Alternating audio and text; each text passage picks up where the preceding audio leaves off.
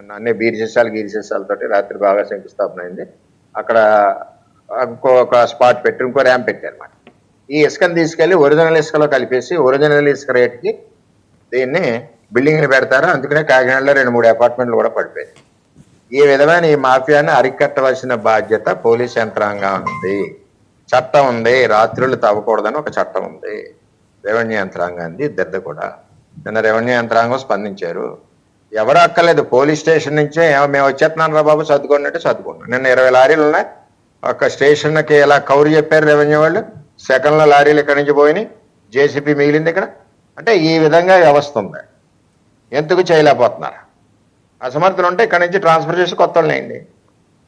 చెప్పినా కూడా దొంగతనం జరుగుతుందని చెప్పినా కూడా వినకపోతే ఎలాగా? ఎట్టి పరిస్థితుల్లో ఇది ప్రభుత్వం మాది ఉంది కాబట్టి ప్రభుత్వాన్ని, కూటమి ప్రభుత్వాన్ని చెడ్డ పేరు రాకూడదు. ఎందుకంటే ఒరిజినల్ ఇసుక, గోదావరి ఇసుక అమ్ముతూ ఉంది, ఉచిత ఇసుక.